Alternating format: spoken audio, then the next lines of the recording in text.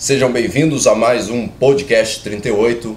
Estou aqui hoje com Tony Eduardo de Lima e Silva, diretor e instrutor do Clube Escola de Tiro 38, também consultor e instrutor sênior da Complete Tactical nos Estados Unidos. Recebemos hoje aqui o meritíssimo juiz Márcio Humberto Bragalha, da Vara Criminal de Joaçaba, em Santa Catarina. O juiz Bragalha é autor do projeto Reeducação do Imaginário, feito em 2012, né? E eu vou pedir já de antemão ao juiz Bragalha que nos diga em que consiste esse projeto, né? E posteriormente o Tony fará algumas perguntas a respeito desse projeto e algumas outras para vocês. Vamos lá. Primeiro quero agradecer ao Clube 38, o meu amigo Tony Eduardo, pela oportunidade de estar aqui. Sempre que venho em Florianópolis e tenho momentos disponíveis, gosto de vir aqui para conversarmos, né? Não só para fazer as práticas de tiro que a gente adora, né? Mas principalmente para conversarmos aí com o Tony e a equipe. Um pessoal fantástico aí que tem um importante papel sendo desempenhado na luta pelas garantias individuais no Brasil, na luta contra a mentira desarmamentista, e também é um expoente do pensamento conservador, um núcleo aí que une muitas pessoas com esse mesmo interesse aqui na região de Santa Catarina. Então, obrigado, Tony, pelo convite e pela oportunidade. Eu que agradeço sempre, meu irmão.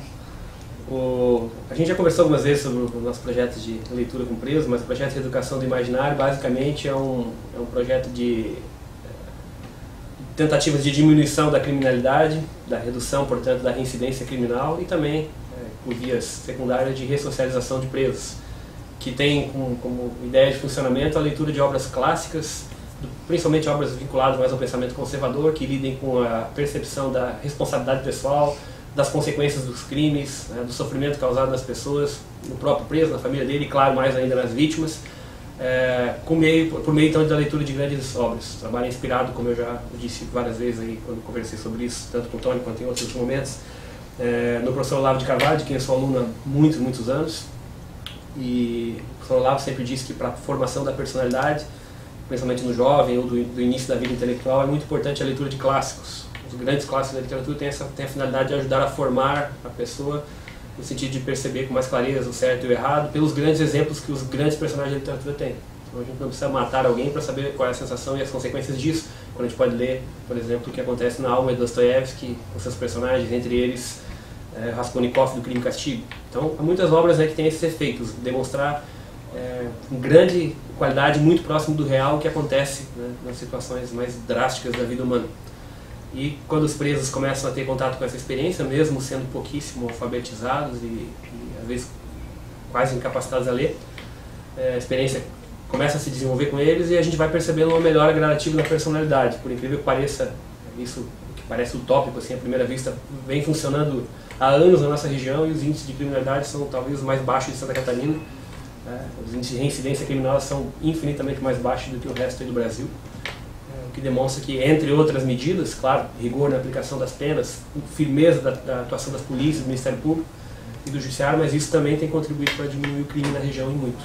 Então o projeto basicamente é isso, leitura de clássicos, entrevistas pessoais com o juiz e sua equipe, para verificar se foram lidos com compreensão no nível que eles conseguem, plantando sementes de imaginação moral que vão algum dia ajudar o cara a decidir a não cometer novos crimes. Doutor Bragalha, isso nos traz uma pergunta que o Sérgio me fez aqui em off antes, que é justamente qual era o resultado que se tinha desse projeto, que ele já tem seis anos, quase 6 anos, né?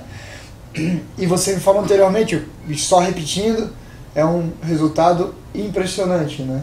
Porque Joaçaba tem essa característica de uma reincidência baixíssima da criminalidade, dos criminosos. Claro que há exceções, que elas confirmam a regra, a gente que passou pelo projeto e voltou, mas eu tenho certeza que pelo menos eles estão mais conscientes da escolha que tomaram. Né? Eu me lembro que você me falou uma vez, eu quero ao menos que, se a escolha ao crime, a reincidência ocorra, que ela seja consciente. O cara saiba que o responsável é ele, não entes externos imaginários, como a sociedade, o capitalismo, blá blá blá, a conversa, né?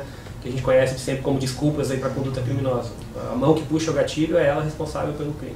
Tá, e aí é óbvio que eu tenho que te perguntar, né, o que vai passar pela cabeça de quem está nos ouvindo aí agora, como que um juiz conservador, em um projeto de certa forma, educando, mas punitivo, no sentido de, olha, tenha consciência real daquilo que você fez, você faz para si e para os seus, e para os outros, né, para as vítimas de seus crimes.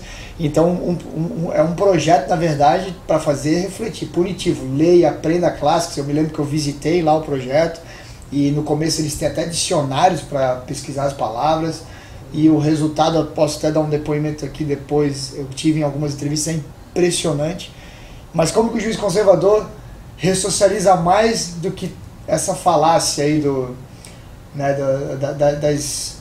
das tentativas que a gente vê do outro lado em vítima da sociedade, direitos humanos, que a pessoa, poxa, ela não tem culpa de coitadismo penal. O coitadismo, né? Penal. Então como é que na tua... Eu acho que até você acho que a gente se surpreendeu no início, um pouco. A gente tem que pensar essas medidas como associadas a outras que têm que ser tomadas, né? Claro que isso jamais funcionaria em um presídio desorganizado, bagunçado, com droga, com arma, com controle por crime organizado. Tem que ter um ambiente propício para aplicar esse tipo de técnica, e esse ambiente deriva de uma atuação muito firme anterior, né? A gente tem que ter uma polícia forte, firme, que não tenha medo de enfrentar o criminoso. Temos que ter um Ministério Público parceiro, atuante, rigoroso no processamento, na acusação dos crimes, e é óbvio que o Poder Judiciário tem que ser também responsável um corresponsável pela segurança de uma determinada comunidade, sabendo que cada decisão que o juiz toma tem efeitos concretos e imediatos na vida das pessoas, seja como efeito imediato sobre um determinado criminoso, um determinado indivíduo que vai ser retirado de circulação para não fazer de novo, também com efeito pedagógico, né, das pessoas saberem como é que ali se comporta a justiça, o que é que pode e o que não pode fazer numa determinada cidade. Então, é claro que para que um projeto que tem fins também de ressocialização funcione, a estrutura por trás ela tem que estar fechada, organizada, não dá para fazer num ambiente de zona, como são infelizmente a maior parte dos presídios do Brasil, boa parte das cidades, né, onde ninguém tem controle sobre nada e o criminoso manda no presídio. Todo mundo sabe que nós conversamos com muitos policiais e somos amigos da polícia, de agentes prisionais e tal. Só tem duas alternativas, né? Ou a gente manda ou eles mandam. No ambiente que a gente manda, tudo é possível, em termos de tentativas de ressocialização. Mas primeiro, o rigor, a disciplina, a ordem, né? Lei e ordem. Cara, depois... tu me fez lembrar, eu estudei na faculdade, infelizmente, muito. Paulo Freire, então me fez lembrar que seria uma Paulo Freirice nos presídios, aqueles desorganizados, porque é meio que eu me lembro muito da questão do Paulo Freire, era a questão da problematização e deixe rolar. Sim. Ou seja, para que você se formou, anos da dedicação, do aprofundamento acadêmico para se tornar um professor, para não aplicar, na verdade, no fim do dia, o Paulo Freire é o sistema perfeito para o preguiçoso, né? Deixa rolar, isso eles têm que se resolver entre eles. Claro que há ainda gente que dê suporte e apoia esse tipo de pedagogia, se é que se possa ser chamar de pedagogia, né? Mas que a maioria dos especialistas e que as pessoas de bom senso sabem que Paulo Freire é um farsante, né? Um ativista político e não um educador, isso aí não tem dúvida, né? Um país que tem Paulo Freire como patrão da educação, como é o nosso caso, está fadado ao fracasso total sobre esse assunto, né? É impossível dar certo, né? Não existe uma pessoa, ninguém vai encontrar nunca, é impossível. Se encontrar, bate uma foto e moldure uma pessoa que foi alfabetizada pelos métodos do Paulo Freire e saiba ler e escrever fluentemente. É impossível, né? Então, é claro que qualquer coisa nesse campo aí a gente tem que fazer o contrário e ela vai dar certo. Vai dar certo, né? Cara, não dá. Bragalha, a gente é obrigado a entrar em algum, pelo menos um notório, é uma peça notória de um processo crime, né? de um julgamento seu, aonde observa-se com muita inteligência, com muito conhecimento de causa, jurídica, obviamente, né? A vontade de um juiz na sua linha, da nossa linha, de aplicar da forma a dureza da lei, a dureza da caneta no criminoso, né? Aquele que merece, e ao mesmo tempo, né, a interpretação flexível ao cidadão, ao eventual cumpridor de alguma irregularidade ou crime, ou mesmo na sociedade, que todos estão sujeitos a muitas vezes não se adequarem da forma exata da lei, mas ao mesmo tempo também a interpretação dessa lei. Então eu me lembro que quando eu era moleque, meu pai dizia: o problema desse país não é lei, é a aplicação da lei, né? A interpretação e a aplicação dela. E cara, eu faço um adendo a esse caso, né, onde houve absolvição de um crime. E qual é a relação que a gente pode ter disso com a nossa Constituição? Porque, ou de certa forma, a Constituição garante o direito à vida, todos têm direito à vida. A gente não tem a nossa Second Amendment, a gente não tem a segunda emenda americana no Brasil, mas um juiz hoje, ele consegue se fazer valer de alguns princípios constitucionais quando toma as suas decisões em, por exemplo, eventuais crimes cometidos por cidadão de bem, ou seja, exemplo específico, a posse, o porte irregular ou ilegal de uma arma de fogo? Vamos lá, esse é um assunto interessante por uma série de razões para mim. O primeiro, que é quase julgar dessa forma, causa às vezes no juiz mais conservador quase um desconforto, porque o juiz conservador tem uma tendência a julgar aplicando a lei de uma forma mais direta, mais clara, sem grandes rodeios ao redor, porque não é legislador. O juiz não tem que exercer o papel de legislador. Eu sou assim crítico da função do ativismo judicial, da justiça querer tomar o lugar do poder legislativo, do poder executivo nas suas missões específicas, né? Cada um tem que estar na minha ótica, na sua área de atuação e não interferir nas demais, salvo naqueles momentos em que o sistema de contrapeso, de balanço, de harmonia entre os poderes exige que um interfira no outro para a garantia da funcionalidade de tudo. Não é o caso do que acontece no Brasil, em que, na minha opinião, o Poder Judiciário é extremamente ativista, onde ele quer tomar lugar no legislativo, decidir todas as matérias, julgar, em algumas disciplinas, por exemplo, do direito brasileiro, como o direito eleitoral, ele é praticamente normativo, né? Ele faz lei, faz a regra, em vez de aguardar o legislativo fazer. Ele disciplina muito. Então há para o juiz conservador sempre um desconforto em atuar de uma forma mais vinculada ao ativismo. Entretanto, as exceções elas têm que confirmar a regra, né? Então o juiz conservador, em alguns momentos, ele tem que verificar que normas absolutamente iníquas, irracionais, contrárias à Constituição, ao direito natural, à lógica interna do raciocínio humano em si, como é o caso do desarmamento, que é uma mentira, né, óbvia, nunca deu certo em lugar nenhum do planeta e jamais vai dar por ser focado e ser construído com base em mentiras e falácias. Ali, nesse caso, o juiz tem que tentar trazer para a realidade, o que acontece no mundo real, aquela lei da forma que ele consiga interpretá-la em conformidade com o resto do sistema, em conformidade com a lógica interna do sistema e com as garantias constitucionais mais elementares, como, por exemplo, o direito à vida, que tem que ser expresso, entre outras formas, no direito à legítima defesa.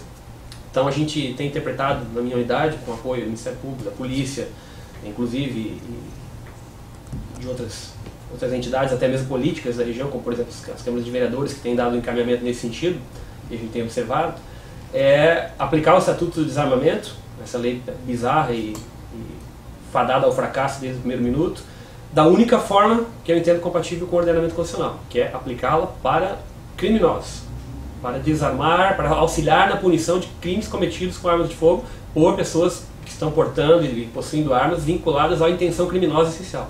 A arma, como nós sabemos, é objeto, ela não é um Decepticon que vai sair matando e atacando por vontade própria as pessoas, né? Então, a arma na mão de cidadão de bem é um excelente instrumento, a arma na mão de um criminoso é algo que tem que ser reprimido, não pelo fato de ele possuir armas, pelo que ele faz com ela com um pouco mais de gravidade e intensidade do que ele faria sem. Né? É óbvio. Então é claro que nós preferimos ser roubados por um cidadão desarmado que por alguém armado com uma arma. Um fuzil, por exemplo, ou com uma pistola. Então eu posso punir o ladrão que usa uma arma, o criminoso, para cometer o crime, com o emprego da arma de fogo, com mais rigor do que aquele outro, porque ele efetivamente pode oferecer mais risco. Mas não é o fato da arma estar ali em cena, simplesmente, que gera uma conduta criminosa, sim a pessoa por trás dela. Então há formas de interpretar na minha ótica o Estatuto do Desarmamento, inclusive os crimes mais graves, como as armas sem marcação, com numeração suprimida, somente nos casos em que houver envolvimento criminoso efetivo. Então podemos diferenciar um cidadão que é abordado numa blitz de trânsito e tem uma arma consigo, um profissional, aí, um professor, um médico, um dentista, um advogado, um guarda municipal, uma pessoa que um segurança, alguém que a gente sabe que não é um criminoso, que está vivendo a sua vida normalmente, pai de família, tem essa sua ocupação, e é abordado com uma arma de fogo numa situação que eu chamo de irregular, por meras questões administrativas, diferenciando de alguém que é abordado numa busca e apreensão policial, numa operação de investigação policial, que está lá portando armas, né, tem armas consigo, vinculadas ao uso criminoso. Então, até mesmo nos crimes mais graves da lei de desarmamento, como o artigo 16, a gente tem que diferenciar quem é o cidadão de bem e quem é o criminoso. E é possível, então, interpretar, como eu faço em alguns julgados, especificamente isso que você menciona, o Estatuto do Desarmamento como tendo requisitos extraordinários que a lei não coloca, mas que são que eu reconheço como necessários para que alguém se enquadre naquele crime, para que eu proteja os direitos constitucionais dos demais todos, entre eles o direito à vida, a liberdade, a propriedade, né, e o direito à legítima defesa, que está vinculado a essas coisas todas, né, a liberdade, a vida e a propriedade também. Doutor Bragalha, aí nos traz o quê? Algumas relações aqui. Você coloca que a forma de aplicar o Estatuto do Desarmamento da maneira que todo mundo consciente nesse país imagina que é para punir mais o criminoso, e da mesma forma interpretar a sua flexibilização naquele eventual cidadão idôneo portando ilegalmente a sua arma, né, transportando no veículo, etc., numa situação como essa. Ok, perfeito. Isso seria uma situação assim, até acima do que hoje a gente espera no país, que é uma situação, penso eu, ideal, como já foi um tempo atrás. Eu me lembro, meu tempo de moleque tinha essa figura. Bom, mas era uma época, infelizmente para a nossa época atual, era uma época de cultura policial e jurídica bem diferente, né? Aí até aí eu tenho até algumas ironias, né? Hoje cada vez mais academizados, mais intelectualizados, mas cada vez menos humanos, né? Por que não? E isso vai de tudo, do policial da rua até o juiz lá que faz o julgamento final, infelizmente. Cada vez mais distantes da realidade, mais presos em abstrações. Abstrações, excelente. Mas eu te pergunto, doutor Bragalha, e o caso então do CAC, né? Daquele atirador, desportista, colecionador de armas, caçador, a figura do CAC. A gente teve recente uma outra prisão de CAC aqui na região da Grande Florianópolis, né? Como é que o senhor interpretaria então uma prisão dessa quando ele está portando ou transportando mesmo, portando, que ele tem o porte, durante o trajeto casa, treinamento de tiro? Que adendo que a gente podia fazer quando ocorre, como se portar até uma forma de quem está nos ouvindo, porque eu posso ser essa vítima amanhã, qualquer um aí que está nos ouvindo, qualquer cidadão idôneo pode ser a vítima dessa interpretação. Eu posso ser, mesmo tendo porte de arma, posso ser. Se eu pegar uma arma do meu acervo de atirador, pois na cintura, eu vou ter o mesmo problema que qualquer cidadão. Eu não sou do direito, apesar de ser um estudioso de direito, né, boa parte da minha vida, né, e ser filho do meu pai, que considero na segurança pública uma referência gigante para mim no direito, né, a figura aí, o grande delegado aí, doutor Tim. E o meu pai dizia, né, aquele princípio básico, indúbio pro réu. Hoje a gente não vê isso na abordagem muitas vezes, né, óbvio que a gente está falando das exceções onde estão ocorrendo essas prisões, que aquele elemento ele desconhece a lei. Vamos acreditar na honestidade e desconhecimento da lei daquele policial, por exemplo, militar na abordagem numa blitz desse cidadão idôneo. Ele desconhece a lei. Vamos acreditar nessa pureza, que é o que eu acredito. Na dúvida, ele autua, ocorre uma prisão e leva até a figura do delegado. Hoje, tem obrigação, né, de reconhecer. Eu sou amicíssimo de números, cresci, tenho familiares e tenho irmãos de armas policiais, de todas as carreiras policiais, de todas as instituições. Então, isso são relatos de conversas minhas com eles. Chega no delegado, o delegado efetua a prisão, né? Faz a prisão em flagrante. E ele ainda alega, eventualmente, quando é uma pessoa mais próxima da gente, poxa, mas se eu não fizer, o Ministério Público vem em cima, porque o policial militar conduziu... Eu sinceramente, eu estou dando aqui uma mistura de depoimento do que eu quero te provocar a respostas, né? Provocar as respostas técnicas, mas das experiências que eu tinha, meu Deus do céu, eu me lembro de delegados, independente da prisão que fosse, se ele julgasse aquela prisão não necessária, não vou nem dizer ilegal, que no caso exposto aqui é ilegal, eu penso ser, mas uma prisão não necessária, ele dispensava o cara, pelo amor de Deus, ó, filho, vai pra casa tal, ô, fulano de tal, pelo amor de Deus, traz bandido aqui pra essa delegacia, me traz bandido aqui. Era uma aplicação de lei baseada no bom senso, né? Infelizmente está perdida, né? Mas realmente, por exemplo, o delegado de polícia, quando ele verifica uma situação em que há uma dúvida muito séria, ele deveria resolver sempre em favor do indivíduo que está sendo aí, que é uma chance grande de estar sendo injustamente detido.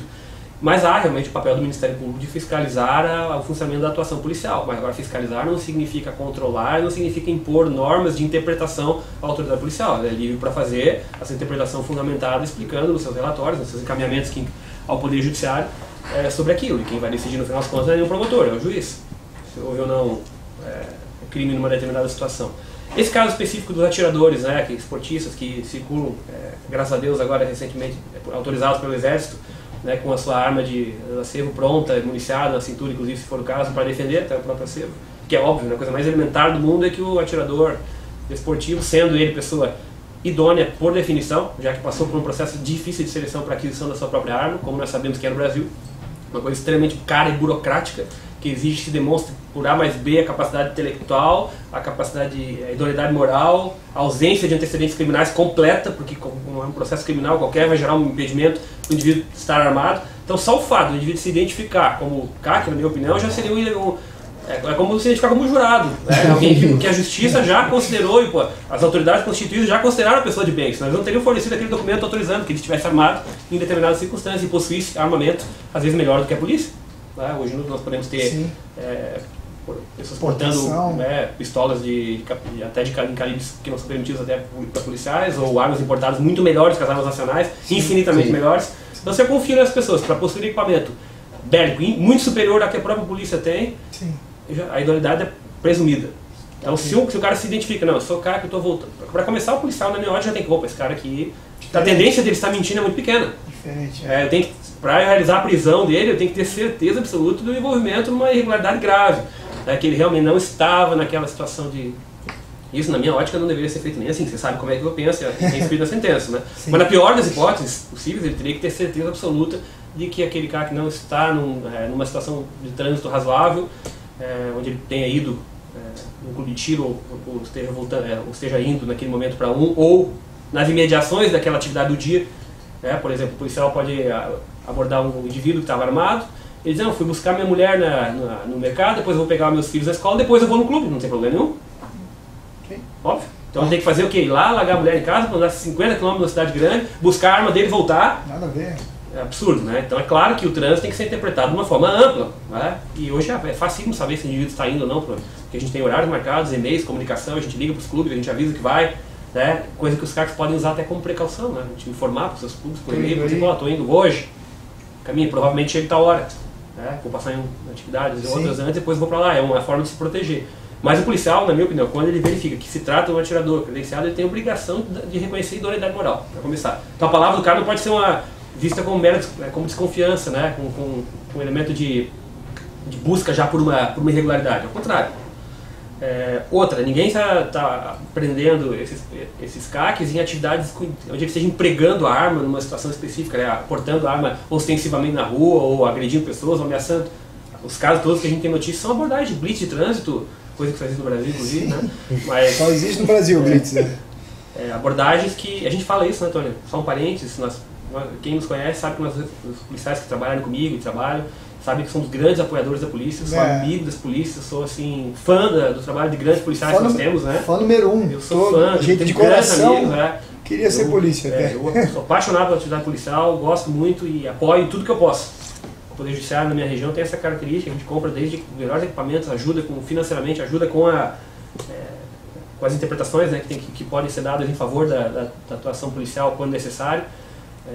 Então não é crítica, né? É uma questão de orientação, talvez até, que faz parte do Poder Judiciário, dar a última palavra sobre essas questões todas. Então, já que eu integro esse poder, acho que tem algum grau assim, de autoridade para dar uma orientação à polícia nesse assunto. Mais um adendo, me desculpa, né, se me permite, mais um adendo. O patriota não é aquele que ama a sua bandeira no jogo de futebol. O patriota é aquele disposto a tudo, ao último sacrifício, defendendo os princípios morais que ele acredita para a sua nação. Claro. Então nós somos os maiores críticos da estrutura institucional, pública, inclusive brasileira, justamente por sermos patriotas. Pelo amor que temos por essa nação. Então eu tive uma discussão recente com um amigo policial militar, um grande irmão meu, que estava desentendendo, né? Tava fazendo uma confusão de um assunto, e eu tive que dar um puxão de orelha nele e falar, olha, pelo amor de Deus, não seja leviano. O que a história da minha família, meu pai, o que eu fiz e o que eu faço por vocês, muito provavelmente, o jeito que eu me exponho, o jeito que eu faço as duras críticas justamente para buscar melhorias, o jeito que eu me exponho, poucos, ou talvez eu nunca vi, secretário de segurança ter feito nesse estado aqui até hoje. Então não confunda as coisas. A nossa paixão e admiração pelo trabalho policial não significa corporativismo, não significa proteção cega, é muito pelo contrário. O que eu aprendi com meu pai é a crítica dura que faz a revolução e a mudança. E eu vejo assim, o exemplo de grandes policiais que já estão adotando esse tipo de postura. Né? Eu vou citar aqui um amigo meu que agora está vindo aqui para a tua região, que eu mencionei, o Daniel Safortes Regis, delegado regional aqui de São José, foi delegado regional até dias atrás em Joaçaba, toda a nossa região. Lá fez um trabalho, 3 anos lá, brilhante na Polícia Civil, tá? Renovou o espírito da entidade, com grande atuação, realmente os números assim, falam por si. E ele tem é um delegado rigoroso, combativo, operante contra o crime, né? O pessoal fala nele já treme pela firmeza, pelo rigor, né, com que atua, claro, dentro da lei, sempre, né, como tem que ser, mas um delegado firme e quando se lida com esses assuntos de prisões envolvendo aí o uso de arma de fogo, tem uma tranquilidade e uma coragem, né, de fazer o que nós estamos falando aqui. Chegou lá encaminhado pela Polícia Militar, que entendeu que tinha que levar para o delegado, não podia, porque poderia ter resolvido lá, diretamente, sim. Leva o delegado e diz, não é crime, a situação é essa, o indivíduo está portando aqui num contexto justificável. Esse caso, por exemplo, dos CACs seria ridículo, 2 linhas, né, para mandar para casa. Para explicar. É um arquivamento do encaminhamento, que está subsidiado pela portaria do Exército. É óbvio que a idoneidade moral do indivíduo tem que ser considerada. Se ele está explicando que estava indo em tal lugar, porque eu vou desconfiar dele se eu confiei para fornecer um fuzil para ele. Então eu vou te fazer... Né? Óbvio. Eu estava indo no banheiro, fui no supermercado e estou indo no clube de tiro. Não, você estava indo... Porra, não, clube de tiro, supermercado, não, acho que você queria para Marte. É bom, é ridículo, beira o ridículo. E agora eu vou te fazer mais um adendo. Eu fui recentemente aluno de um agente do DEA, o Drugs Enforcement Agency, lá, aquela agência de drogas famosa dos Estados Unidos. Sim. Ele também foi policial no estado do Texas, um cara com uma vasta experiência de 30 anos de law enforcement, forças da lei, né, trabalhar. E hoje ele é professor privadamente, né, de tiro e daquela licença do porte de arma, do concealed carry. Você tem que fazer uma aula de 4 a 6 horas teórica. Sim. E um teste prático. Na aula, eu tenho o porte do Texas, né? Ele recomendou, na aula ele fala, é extremamente recomendável que em qualquer parada policial, parênteses, nos Estados Unidos o policial só pode parar o seu veículo se houver infração de trânsito, ele não pode parar quando dá vontade. Sim. Não é uma ditadura, né? Sim. Não é uma ditadura, ele não pode simplesmente olhar e ele é suspeito. Isso não existe, né? Ele tem que ter convicção fundada, né? De uma infração de trânsito ou de um crime... suspeita bem fundada. Bem fundada. E eles, por recomendação, o que eles falam? Ele repetiu isso várias vezes, pessoal. O policial te parou, o que você entrega na mão dele? O policial vem com educação, bom dia, tudo bom com o senhor? Você entrega a sua carteira de motorista e o seu porte de arma, sempre. Porque você naquele momento, primeiro está alertando, informando, olha, eu tenho porte de arma, eu estou provavelmente armado. Estando ou não armado, entregue, ele falou. Sim. E certamente a sua abordagem, que já seria prazerosa e educada, vai ser mais ainda prazerosa, porque você é um cidadão que tem dupla comprovação de idoneidade. Claro, passou por um procedimento, mínimo que seja, de verificação. Então o CAC aqui, meu Deus do céu... É um atestado de idoneidade, com certeza absoluta, é impossível quase, né? É caro, é difícil, é burocrático, é feito para você não fazer. É feito para não fazer, desistir dele. É para desistir. Então o cara que é corajoso e vai até o fim e quer, porque ele quer muito e vai ter que demonstrar sua capacidade técnica, moral e psicológica. É impossível, né? Que não dá credibilidade. É impossível. Assim. E aí eu faço uma colocação que eu fiz uma época atrás, até coloquei o link, quem tiver aí interesse, vai no YouTube e coloca a abordagem, infelizmente em inglês, mas sim, fácil de achar, abordagem policial de cidadão armado. E tem umas gravações, às vezes os caras gravam até para mostrar a reação policial, no bom sentido, elogiando, né? E tem uma famosa lá do policial, poxa, que legal, muito obrigado por você estar armado. São pessoas como eu estou muito feliz de ter estar parando pessoas. É um apoio para ele numa situação de emergência na rua? Exatamente, estar parando pessoas e essas pessoas estarem armadas, isso é um suporte. Eu quero mais pessoas, mais irmãos, mais patriotas armados protegendo a sociedade, né? Vivemos num mundo com pessoas violentas, né, dispostas ao mal, então a gente precisa, se o bom se desarma, acabou tudo, né? E você veja aquela interpretação absoluta que o policial americano tem do cidadão armado como um first responder, né? O primeiro a responder, o primeiro a ajudar. São inúmeros casos documentados de que se evitaram grandes tragédias, né? Porque um ou dois estavam armados num determinado contexto. Em vez de ter 20 mortes, 30, tem um ou dois. Vem cá, doutor Bragalha, eu vejo do preguiçoso, desculpa, a palavra meio forte, não é isso. Muitos amigos, amicíssimos meus, têm medo disso, especialmente os menos experientes, né, os mais novinhos na corporação. Eles têm medo do seguinte sentido. A gente falou de um absurdo, né, que seria um estupro legal, que é não respeitar o porte de arma, que é amparado por lei, temos sempre que lembrar isso. Não é só uma invenção. Não é uma invenção de portaria, ele é amparado por lei. O Exército sacaneou a gente, foi mais de 10 anos para regulamentar. Uma baita de uma sacanagem do Exército, mas tá, ok. Regulamentou com essa restrição de rota, completamente ridícula, ela não tem amparo legal, a lei fala que o atirador tem o direito ao porte de arma, apenas a lei aguardava a regulamentação do órgão regulamentador, que é o Exército, no caso do atirador. Então, esse direito é legal, antes que alguém que esteja nos ouvindo pense que foi uma criação de um general. Não, ele é legal. Só cumprindo a obrigação e de forma ainda meio mal de feita, forma mal feita, cumprindo a obrigação, porque colocou... Melhor que nada, mas... Exatamente, melhor que nada. Só um pouquinho melhor que nada.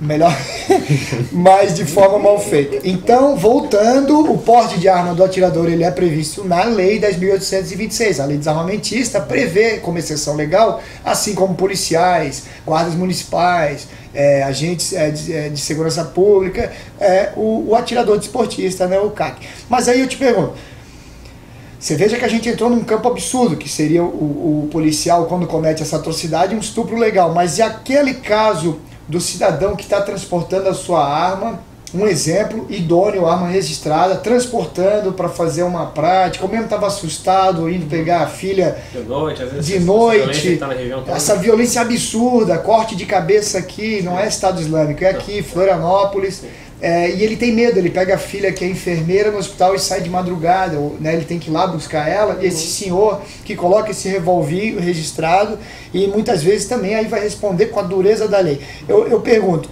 esse medo do policial alegando, não posso, Tony, pois eu vou prevaricar, tá?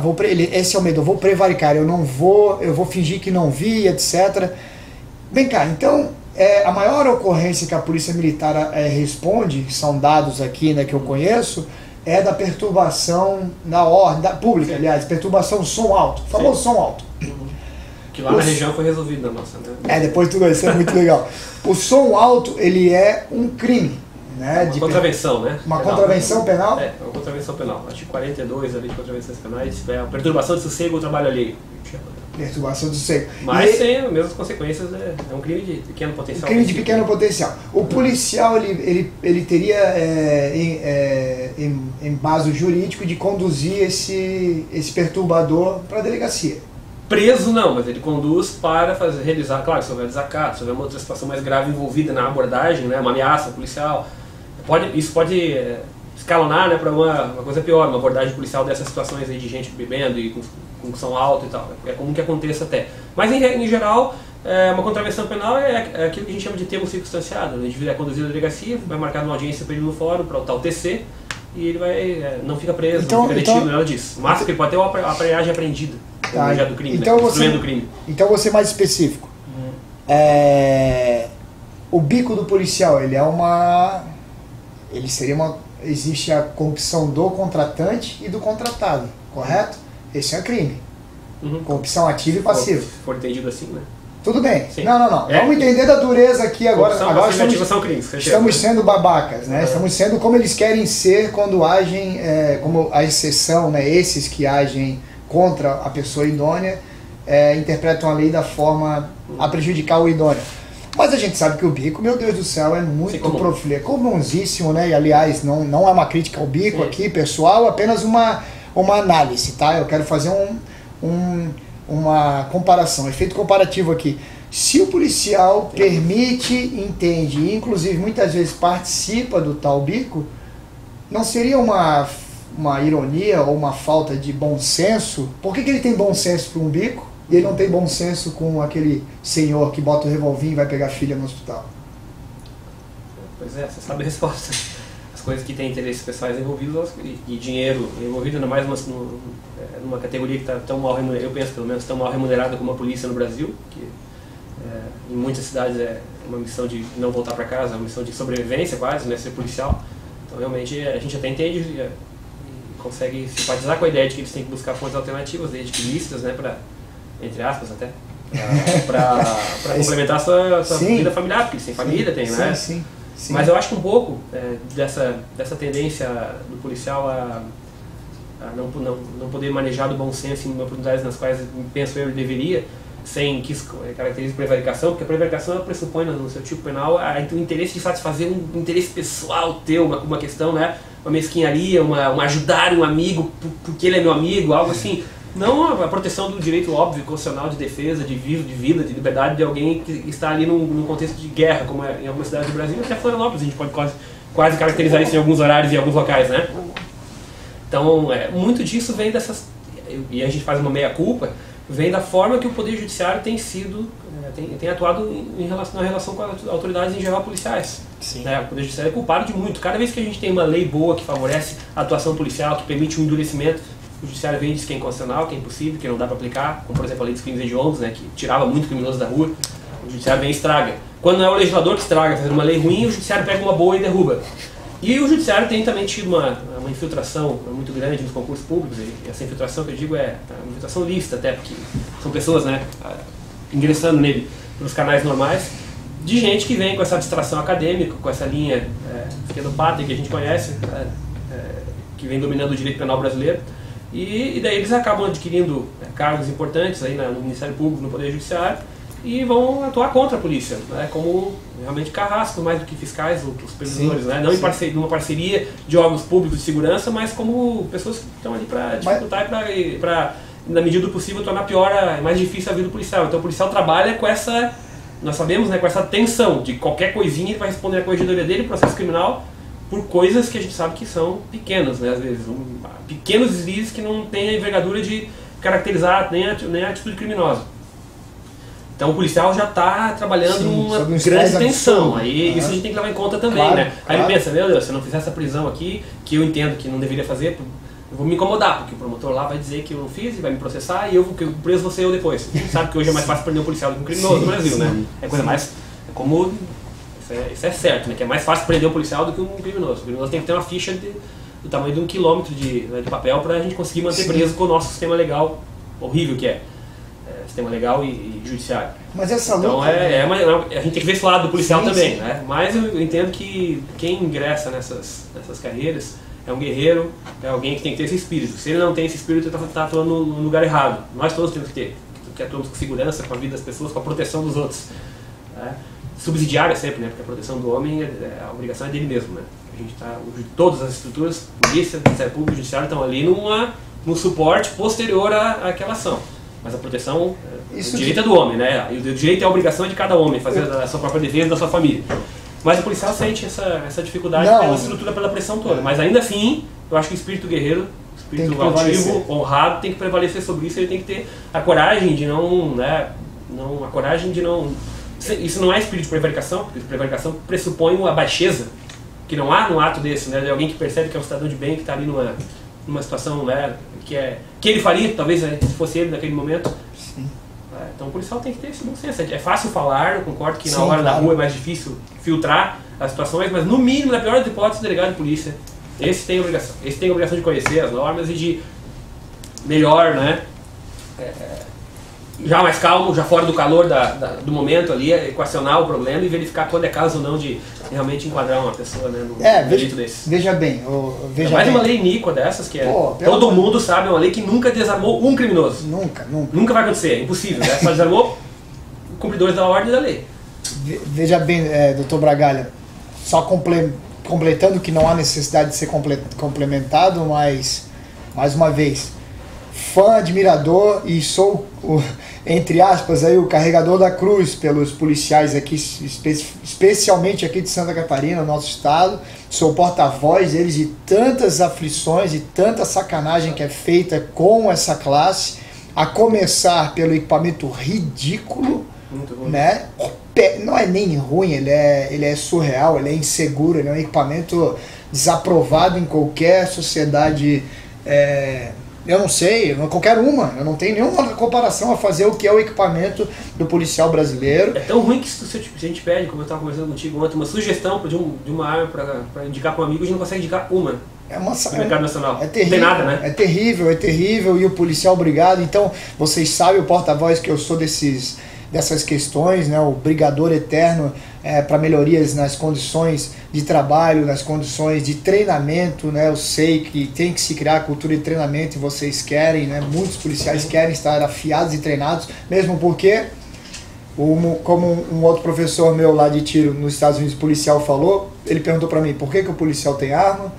E ele disse, é para proteger ele, né? Então ele quer ser muito bem treinado, ele quer ser muito bom na arma, que é para proteger ele. Casa, né? Primeiro, o trabalho dele exige que ele proteja ele.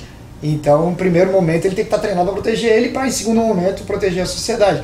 E um outro adendo interessante é que me falou esse último professor agora, na aula lá do ano passado, que o policial não tem dever legal de proteger você, pessoa, mesmo porque isso é utópico, impossível, isso não existe essa possibilidade.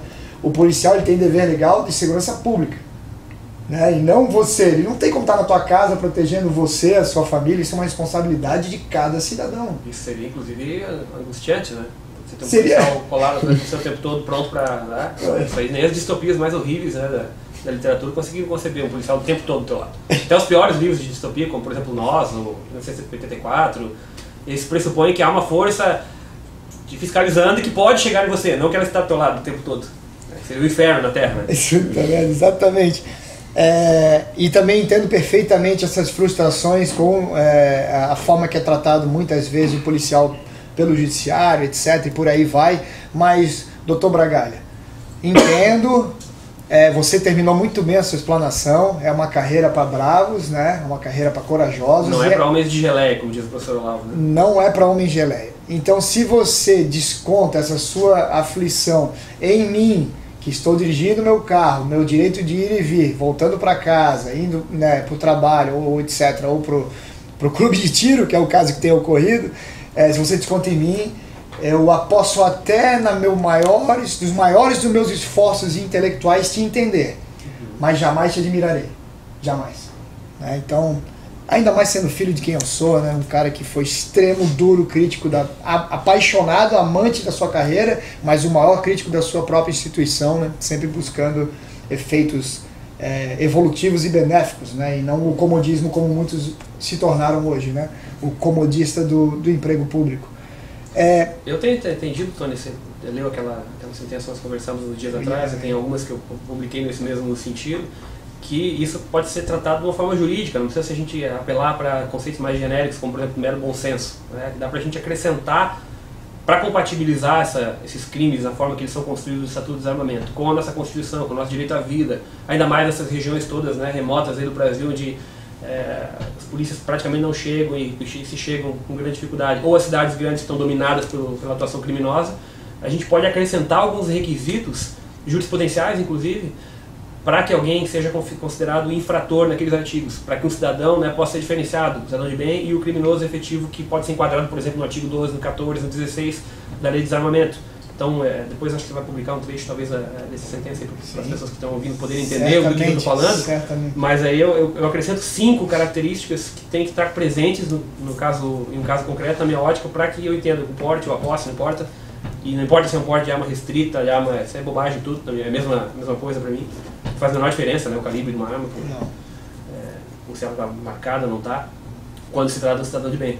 Então, esses 5 elementos que eu coloco, eles podem ser utilizados como critérios também para a gente verificar quando que vai enquadrar o indivíduo ou não. Né? Então, eu coloco, por exemplo, que isso com base no que o próprio STJ, o STF tem feito para a análise da tipicidade material de outros tipos de crimes. Tá? Eles são um pouco mais rigorosos nesse caso, mas eu acho que tem que se aplicar para o Estatuto do Desarmamento também, porque essa é uma lei que só serve, né? Ela só serviu para prejudicar o cidadão de bem.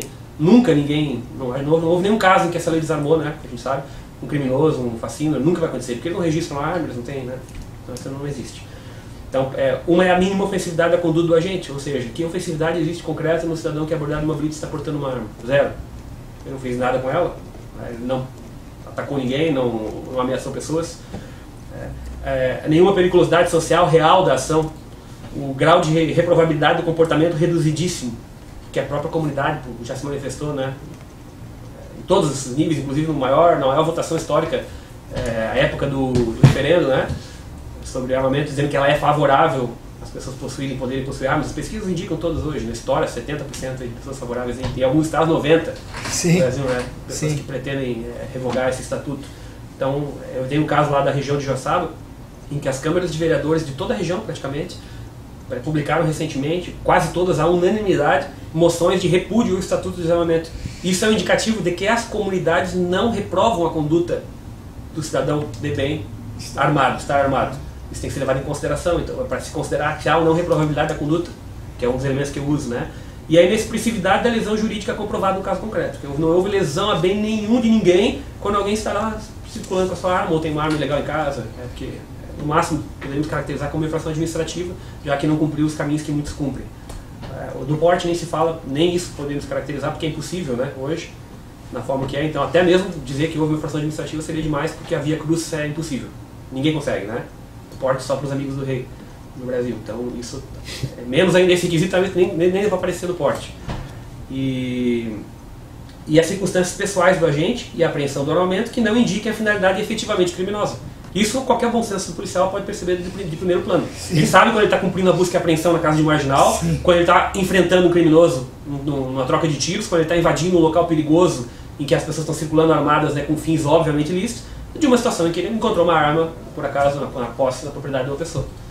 Numa blitz, numa averiguação aí de rotina, coisas que a gente já mencionou que nem deveria existir. Mas então qualquer policial sabe, até o mais inexperiente, né, quando ele está enfrentando uma situação de risco ou não envolvendo uma arma de fogo. Sim. Se não souber, mude urgentemente de atividade, né? Porque não tem noção de nada, né? Que é melhor. Não teria noção de nada. Então, se a gente acrescenta esses elementos ao tipo penal, a materialidade do tipo penal, chamando isso de tipicidade material, substancial, ou seja, real, e não só dos elementos que a lei descreve, e muitos crimes isso é assim. Princípio da insignificância, em furtos pequenos, o indivíduo que rouba lá um leite, nunca fez nada, furtou um leite. Por que a gente não prende ele? É óbvio que não, porque aquilo é um negócio atípico, o valor é irrelevante do bem, a conduta pessoal do indivíduo anterior era inexistente no campo do crime, então a gente percebe que é um deslize, mas não é um crime. Não devia ter feito, tudo bem que era de outro, não é? Existe. Então muitos crimes, o furto, o insignificante, é assim, os crimes tributários são assim, quando a gente percebe que não há uma intenção específica de fraudar o fisco, mas houve dificuldades da empresa que causaram o não pagamento de impostos, coisas muito mais graves, né, em termos de consequências econômicas do que um mero cidadão furtando uma pistola, por exemplo, cidadão de bem. Então, em muitos crimes, a legislação e a jurisprudência já caminharam por esse ponto. Por que não o Estatuto de Desarmamento? Na minha ótica, nessa sentença, depois quem examinar eventualmente vai perceber com facilidade, é possível separar, portanto, então, o cidadão de bem do criminoso e aplicar o Estatuto de Desarmamento para o criminoso. Porque esse realmente está usando a arma para fins ilícitos. Ele estar armado é pior do que ele não estar, na minha ótica. Porque ele é um criminoso, ele já tem um histórico, ele rouba, ele furta, ele trafica. Então esse é melhor que não esteja armado mesmo. Mas isso é óbvio, né, doutor Bragalha? Inclusive, a lei do desarmamento, a 10.826, ela foi aprovada às escuras, né? No meio do mensalão? No meio do mensalão, uma lei de mensaleiros. Comprada, né? Dia 20, provadamente comprada, dia 23 de dezembro de 2003, apagar das luzes, né, um dia aí do Natal, do jantar de Natal, uma ironia isso, né? Um presente de Natal. Um presente de Natal. E mesmo assim, ela foi uma lei muito bem pensada. Meu pai já falava desde a 9437, anterior a 9437. Vão dando pequenos passos, quando você vê, tomaram tudo. Então, desde a 9437 do Fernando Henrique, mas vamos lá, vamos focar na atual do Estatuto de Desarmamento, 10.826. Mesmo o Estatuto de Desarmamento 10.826, ela permite interpretações que beiram o que o senhor acabou de deixar claro, que é um absurdo, que é a interpretação punitiva para o criminoso e flexibilização para o crime, né, de menor potencial, ou mesmo o crime sem vítima e por aí vai, né? Então, basta aos colegas, às pessoas de bem intencionadas que atuam nessa área, deixar um pouco a preguiça de lado, intelectualizarem-se, né? Ou no mínimo não quer se intelectualizar, não quer estudar, Então, beneficie sempre o cidadão na sua dúvida, pelo amor de Deus. Use esse princípio jurídico muito mais antigo que todos nós aqui. Então, eu penso que se tive uma conversa com um amigo delegado recentemente, frustrado com como é difícil atuar e etc, etc, e eu falei para ele, olha, tu me conhece, pra mim não. Pra mim não vem com esse papinho, conversa, né? Não vem com esse vitimismo, com esse papinho, pra mim não. Isso é problema teu e com os teus inimigos. Não meu, sociedade e polícia. Pelo amor de Deus. Né? Isso é um problema específico teu. Discuta lá com os problemas que você está tendo, seja com o Ministério Público, o Judiciário, ganhe essa briga, né? no bom sentido. Tem muita gente boa também. Tem muita gente boa, pelo amor de Deus, muita gente boa. E ouçam, eu infelizmente não sei citar aqui quem falou, isso não é meu, mas a coragem é contagiante. Ajam como os homens que a sociedade espera que vocês sejam, né? Porque o policial, a gente quer aquele old school, bicho. Recuperar The Lost Art of Manliness. Ah, é isso aí. Tá aqui, inclusive, aqui o site aberto, né? The Art of Manliness. A dica aqui do grande Dr. Bragalha, bicho, vocês têm que olhar esse site, é muito bom. E é isso aí, a gente precisa reparar isso. Nós queremos admirar homens, né, bravos, mulheres, né, guerreiros e guerreiras bravos, e não apenas entender os seus anseios. Eu não quero entender. Entender com a mesa de bar tomando uma cerveja, tô chorando no meu ombro, minha mulher me largou, o juiz lá me ferrou. Agora a atitude de homem, de valente, de guerreiro, que eu espero é a sua coragem de interpretar a lei com dureza para o criminoso, que veja que ironicamente muitas vezes não vemos isso, mas é isso que a gente quer. Como o Bragalha faz lá em Joaçaba, a pena é duríssima, a mais dura possível ao criminoso, e quando é um cidadão de bem, pelo amor de Deus, né? Quem não, aquela frase é tua, né? Eu acho que eu ouvi uma palestra tua uma vez. Quem não sabe diferenciar um cidadão de bem de quem não é porque esse não é. Quem está fazendo a análise é que não é, né? Eu era muito confrontado em debates, na época que eu ainda ia na TV com... Não, mas... Os caras que falam assim, né? Cara, de bem, bota aspas, né? Com aspas, com a mãozinha. Existe aspas. Cara, isso me ofendia sempre, tanto, cara. E eu me lembro, uma vez eu falei, eu interferi nesse mediador e falei, olha, fale por si só. Se você, a sua mãe, o seu pai, o seu meio não são de bem, se você tem essa dúvida, esse é um problema teu e seu, fale por si só. Porque o meu pai tá lá, né? Um homem íntegro, minha mãe é uma pessoa... uma guerreira extremamente íntegra e as pessoas que me rodeiam. Então, se você tem dúvida do que é cidadão de bem, pelo amor de Deus, né? Certas legislações, a gente tem que ter... o papel do juiz é aplicar a lei, entender o ordenamento e aplicá-lo na forma que ele foi concebido e preparado em prol da sociedade, mas há milênios a gente já conhece a ideia de que nem toda lei é boa e que há leis que são absurdamente ruins. Essas não são tomadas de que elas não são leis, elas são corrupções da lei. Elas não podem ser aplicadas. A lei iníqua, totalmente iníqua e absurda, a gente não pode aplicar, é um desfavor à sociedade. E o juiz tem esse papel de controlar. A guarda da Constituição, ela não é só... a própria Constituição, ao estabelecer a obrigação de todos para guardar, ela colocou, não só para os ministros do Supremo Tribunal Federal, para dizer o que é a Constituição, mas para cada juiz em cada nível em que ele esteja. Né? A Constituição diz, no seu artigo 22 ou 23, não me lembro agora, de cabeça, que é a obrigação de todos zelar pela guarda da Constituição. E a forma que um juiz, um policial, inclusive um delegado pode fazer é extirpar o que é totalmente iníquo, absurdo. Né? Na sentença eu escrevo aqui algo sobre São Tomás, que é um gênio.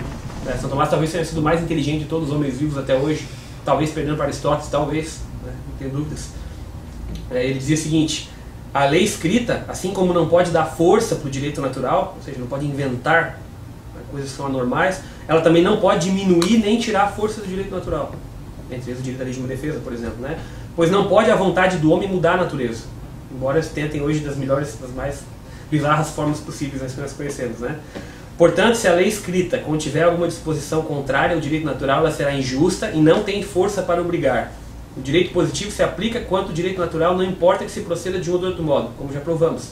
E por isso essas leis escritas não se chamam nem leis, mas antes corrupções da lei. Nossa. No caso do Estatuto de Desarmamento, sem dúvida nenhuma, né? Mas a gente não pode simplesmente deixar de aplicar porque ele tem ainda alguma coisinha que preste para punir com mais rigor um criminoso efetivamente envolvido no crime, que é só para isso que pode servir. No cidadão de bem é impossível, né? Então, essa sentença que eu menciono e outras que a gente tem julgado lá várias, aplicam nesse sentido, né? Nesse caso, por exemplo, são pessoas que foram abordadas em área rural, andando com espingardas e na própria propriedade, inclusive. Foram presas e a gente explica detalhadamente ali porque elas não cometeram crime nenhum. Então você... Mesmo portando armas, inclusive alguma numeração raspada. Então vejo vocês, então, Dr. Bragalha, eu fiz uma explanação pública dia 18 de fevereiro no Facebook, falando, o texto eu não vou relê-lo, mas falando basicamente que eu não conseguia contar o número de vezes que eu vi xerifes dos Estados Unidos alegando, esta lei aqui não vale, aqui você tentar aplicar, não vou imprimir essa lei aqui, não vai... E porque eles acreditavam que seriam leis esdrúxulas, né? Seriam corrupções legais como da lei, né? E sem sentido.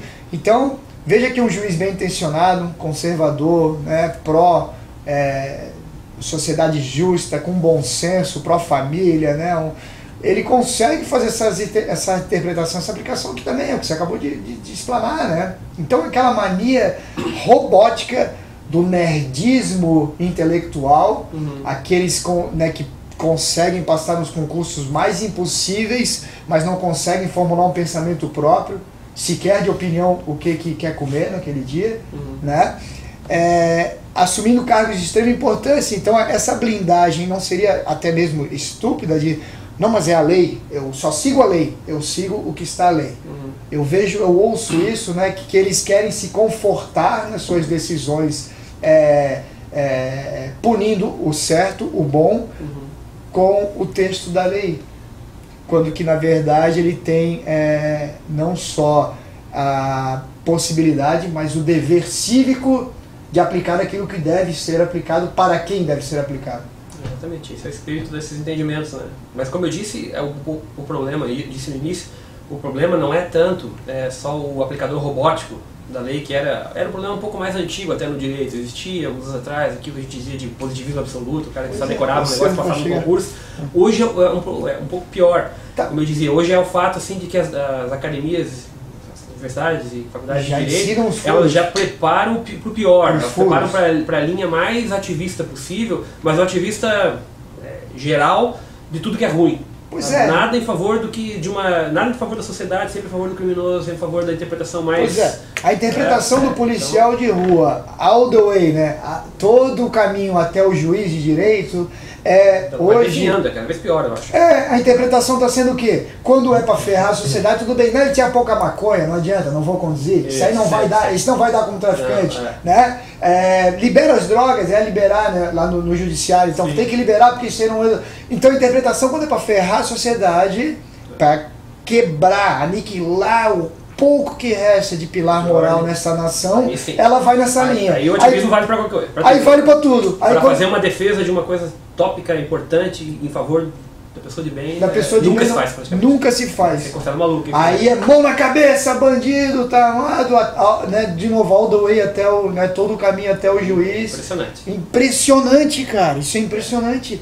Né? Mas é isso que a gente sabe, as razões, né? Isso começou ali nos anos 60, depois do contragolpe 64, em que a gente foi extirpado ali o risco de um regime comunista no Brasil, graças a Deus, mas isso é documentado, muitas pessoas escreveram sobre isso, né? Os caminhos que permaneceram abertos para essa gente, eles venceram. Eles ocuparam, que era o caminho da imprensa e o caminho das universidades. Portanto, era inevitável que voltassem com essa vontade de poder e de destruição com muita força em algum momento, né? O exército acertou muito naquela época, mas errou ao deixar o mais grave aberto, que é a vida intelectual. Nada acontece na política de um país que não passou antes pela sua vida cultural, pela sua literatura, né? Então eles fizeram isso e agora estão no poder. E não é só quem está efetivamente no poder, mas é quem ganhou a guerra cultural. O juiz Bragalha, me permite fazer uma colocação que é a seguinte: com base em tudo isso que foi dito agora, sobre quais são os problemas que são visíveis, onde estão as raízes, né? Como solucionar de maneira simples e objetiva. Que acho que bate um pouco, até engolir, com como remudar, né? Como remudar a cultura da aplicação. Como fazer isso? Não existe fórmula mágica, existe um negócio que Goethe dizia, né? É urgente ter paciência. A gente quer tudo para hoje, a nossa geração é agoniada, nós não aguentamos mais ver isso aí, né? Entretanto, o quadro que nos conduziu até aqui tem 100 anos, no Brasil tem 50 no mínimo, mas a gente veja o exemplo da Suécia, né? A Revolução Cultural, esses países todos, que a Europa toda, a Europa está perdida, acabada, os homens europeus estão de calcinha, né? perdendo para tudo, né? A civilização ocidental judaico-cristã desmoronando. Então, a reação ela tem que ser proporcional e de uma forma similar à doença. Ela não pode ser um mero choque de ganhar o poder, tomar o poder, eleger um partido, eleger um presidente. Pode ter efeitos positivos num determinado contexto, mas isso não adianta nada no grosso das coisas. É o que o professor Olavo fala de você ter a cereja sem o bolo, ou a espuma sem o oceano por baixo. É bom, é melhor que nada. Entretanto, não vai resolver a longo prazo o problema. A receita é a mesma utilizada no ataque. Anos e anos de preparação cultural, de estudo, preparação de uma elite de pessoas que pensam, que vão por ciclos concêntricos de educação. É o que nós estamos fazendo, por exemplo, o que você faz aqui. A tua presença aqui irradia ao redor de pessoas que vão aprendendo, outros, discípulos teus aí vão também passar para outros, devagarinho vai crescendo esse movimento. Vai demorar uma geração, talvez duas, para que a gente consiga recuperar um pouco no campo perdido na guerra cultural. Já começou, graças ao professor Olavo de Carvalho, só ele, mais ninguém, né? Isso é sozinho que ele abriu esse caminho.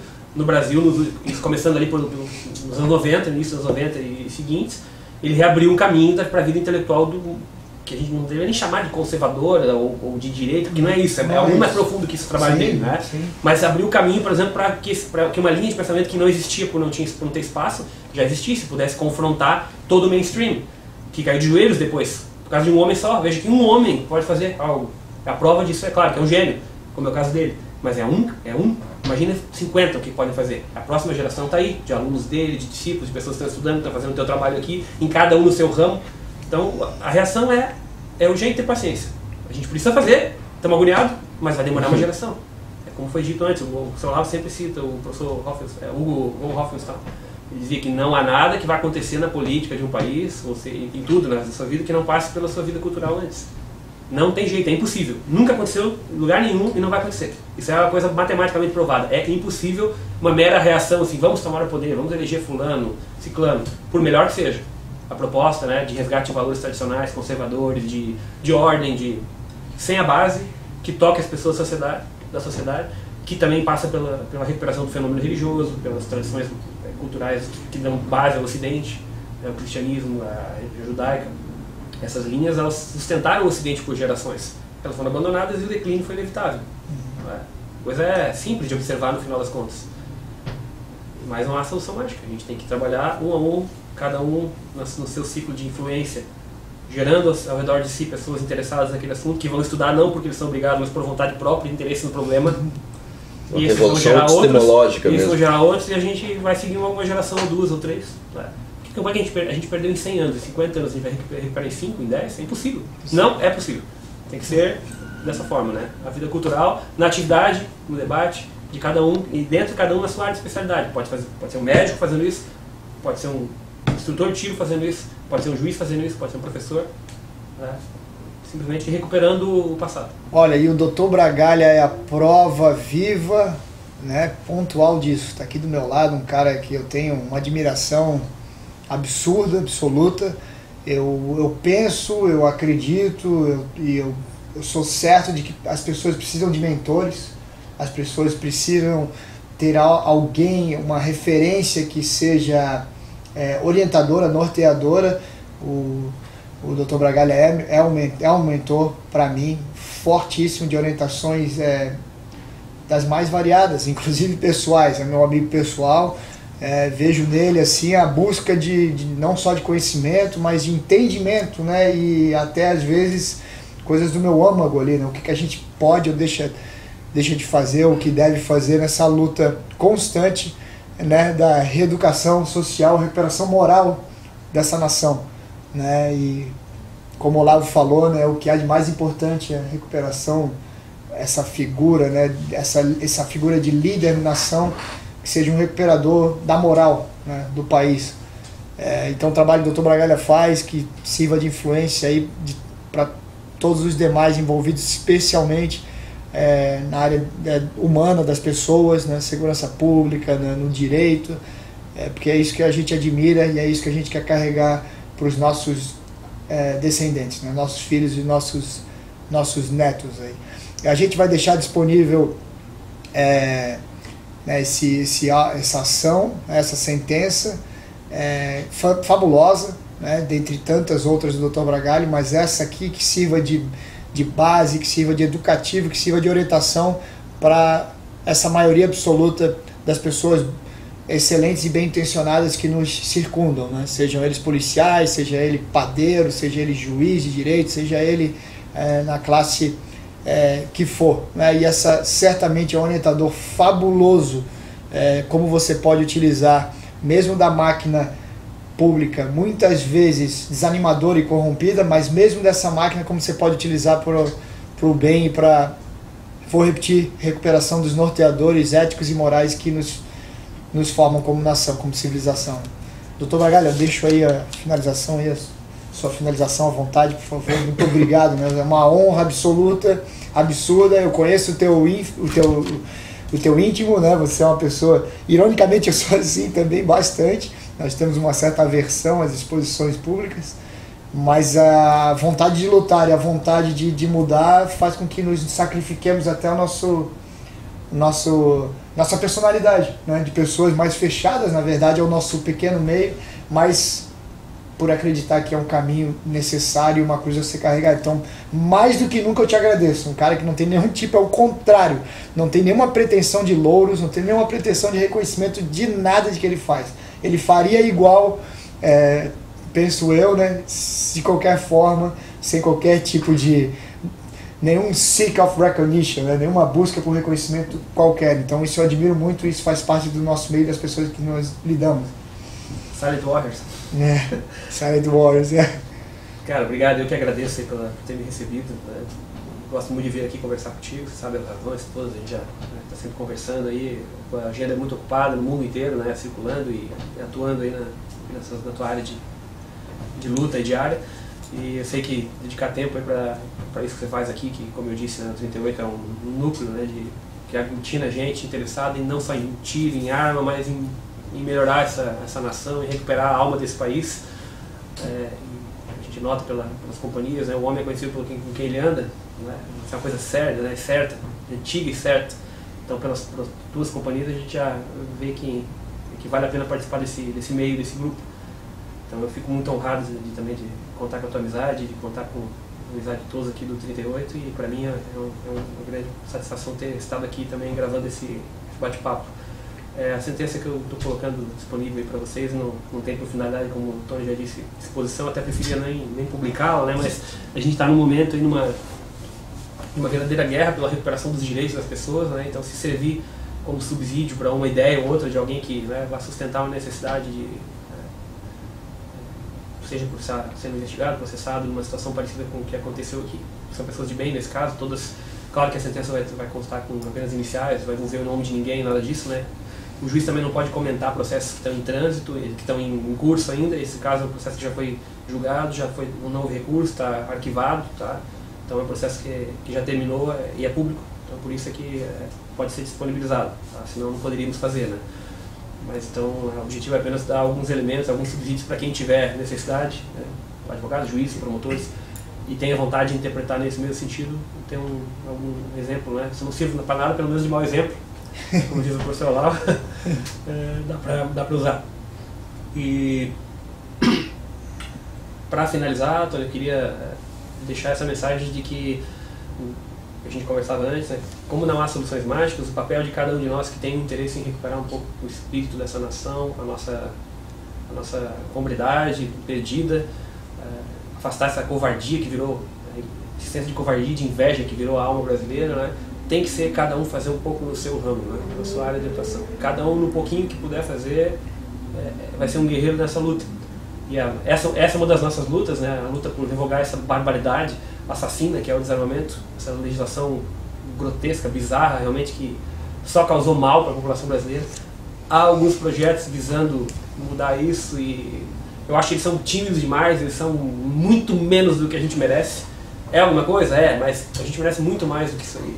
É um direito muito mais amplo, muito mais limpo, né, de portar armas em defesa da nossa família, da nossa vida, da nossa propriedade, dos nossos filhos, né, e ensinar para eles para as próximas gerações, que eles são os responsáveis pelos seus destinos. Não contar com um macho armado que está a 200 km de distância para vir proteger quando eles começarem a gritar por socorro, né? Vamos lembrar a frase do professor Olavo, que ele disse que atrás de um desarmamentista sempre tem um homem para proteger ele com a arma, né? Proteger ele e a sua família. Mas nós não queremos homem nenhum armado para nos proteger, nós queremos ser nós os donos do nosso destino. Queremos que esse seja o destino e o poder aí de cada cidadão brasileiro. Quem quiser, ninguém é obrigado a nada, né? Quem quiser viver a vida da gazela ou da ovelha, certamente vai ter os seus protetores também. Ninguém pode ser obrigado, mas nós queremos ser os donos do nosso próprio destino. E isso não pode ser privilégio de classe nenhuma. Porte de arma não pode ser para juiz, para promotor, para policial só, tem que ser para todos. Como todos que demonstram, né, claro, condições mínimas aí, de idoneidade, né, de capacidade mental, é óbvio para isso, né. Sem lembrar também que, não sei deixar esquecer, sem lembrar de mencionar que no Brasil, a legislação brasileira presume a capacidade mental. Exigir exame psicológico é algo até polêmico. Porque toda pessoa se presume mentalmente sã, caso não seja, tem que ser interditada. Agora a gente passa por milhões de exames psicológicos em várias coisas que quer, para obter qualquer papel do Estado, né? Do carimbador oficial da República dos documentos. Então, até isso seria questionável, mas pelo menos isso, né? Que pessoas mentalmente sãs aí possam ser donos do seu próprio destino com a força necessária para, citando uma frase tua mesmo, portar esses elementos equilibradores, né, da força. Tony escreveu, disse numa entrevista o seguinte: armas de fogo, acho que é uma boa frase para fechar a nossa conversa. Armas de fogo são instrumentos equilibradores de força que trazem a paz. Permitem equiparar uma vítima supostamente frágil e sobrepujar a ação de um fascínora. Permitem que o justo e o honesto tenham voz e liberdade, e não apenas esteja sujeito às ações daquele que impõe por covardia criminosamente suas vontades. Eu citei isso no início dessa sentença, citei também uma frase de Shakespeare em Henrique IV, que diz, né, que as armas são boas se o intento, se o espírito for justo. O que importa é o espírito, não o instrumento. É isso aí. Excelente, meu. Muito obrigado. Quero, para finalizar, agradecer o meritíssimo juiz Márcio Humberto Bragalha, por ter aquecido ao convite do Tony para participar desse nosso terceiro podcast, né? E vocês, até a próxima semana.